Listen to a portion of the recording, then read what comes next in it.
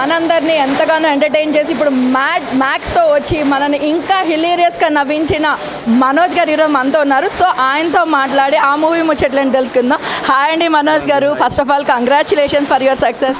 And ఈ మూవీలో మీ characterisation గురించి మా ప్రేక్షకులు అంటే చూసిన వాళ్ళకి తెలుసు, బట్ మీ సో ముందు మ్యాడ్ని ఇంత పెద్ద సక్సెస్ చేసిన ఆడియన్స్కి ఐఎమ్ వెరీ థ్యాంక్ఫుల్ అండి. మ్యాడ్ కన్నా ఎక్కువ రెస్పాన్స్ వినిపిస్తుంది, మ్యాడ్ కన్నా ఎక్కువ నవ్వులు వినిపిస్తున్నాయి, మ్యాడ్ కన్నా ఎక్కువ ఎనర్జీ ఉంది అంటున్నారు. సో ఆడియన్స్ కూడా చాలా ఆడియన్స్ స్క్వేర్ ఈసారి మ్యాడ్ స్క్వేర్కి.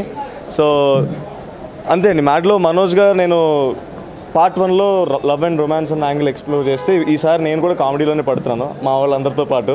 సో నేను యాక్చువల్లీ ప్రతిసారి చెప్దాం అనుకున్నాను, but I think it's too early to tell about anything from the film.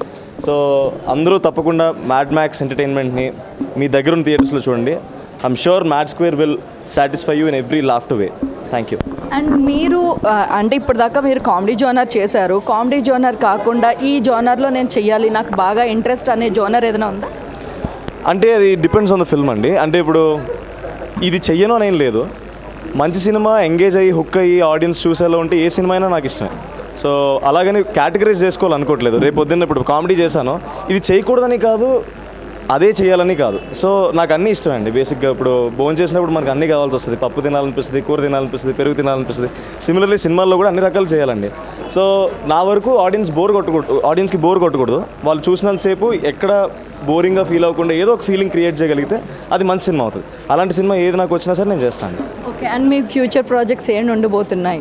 అది ముందు mad square success hang over నుంచి దిగిన తర్వాత దాని గురించి ఒకసారి ఆలోచిస్తాను. నేను కూడా కొంచెం టైం తీసుకుని ఒక మంచి ప్రాజెక్ట్ చూస్ చేసుకుందాం అనుకుంటున్నాను. సోలో లీడ్ అనుకుంటున్నాను, బట్ అది మా ప్రొడ్యూసర్ వంశన్న ఒకసారి డిసైడ్ చేస్తే ఇంకా బాగుంటుంది నేను చెప్పడం కన్నా. ఓకే అండి, ఆల్ ది బెస్ట్.